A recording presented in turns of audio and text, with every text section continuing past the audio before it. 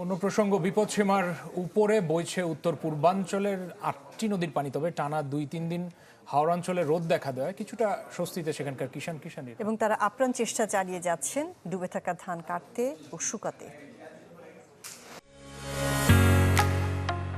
ঢালাইয়ের সেরা premier cement. টানা বৃষ্টি আর পাহাড়ি ঢলে গত ১৫ দিনে ভয়াবহ ক্ষতির মুখে সুনামগঞ্জের হাওর অঞ্চল। পাকা ধান ডুবে স্বপ্ন ভেঙেছে হাজারো কৃষকের। তবে গেল ৩ দিনের রোদে পরিস্থিতি কিছুটা বদলেছে। কোথাও ধান বিছিয়ে শুকানো হচ্ছে, কোথাও পানির ভেতরেই চলছে কাটার কাজ। তারপরও শঙ্কা কাটেনি, কেননা আবহাওয়া আবার বদলালে বাড়তে পারে ক্ষতির মাত্রা। যদি রোদ দেয় তাহলে ধান বাঁচাইতে আর মনে হয় এক রোদে কোনো ধান বাঁচানি যায় না। আজকে জন রোদ দিছে ভাই, আমরা ধান হলা দিলে অনেক কিছু গড়ে তুলতে পারবো। এই যে ২-১ দিন রোদ দিছে, মনে করেন যে অল্প অল্প করে শুকাইতে হয়, আর ধানের তো কোয়ালিটি একবারে খারাপ হয়ে গেছে।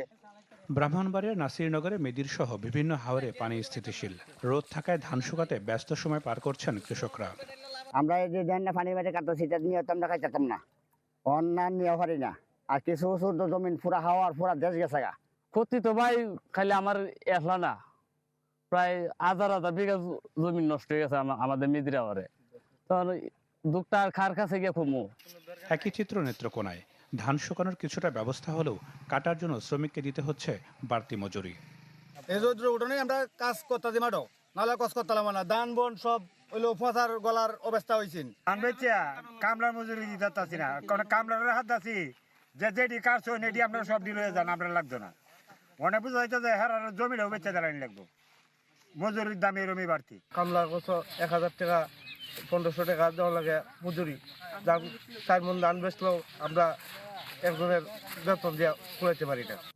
তবে কিশোরগঞ্জের অষ্টগ্রামে উজানের ঢলে নতুন করে ডুবেছে আরও ৬০০ হেক্টর জমির বোরো ধান। এ নিয়ে ৮ উপজেলার হাওর অঞ্চলে তলিয়েছে ১৩,১২২ হেক্টর ফসলি জমি।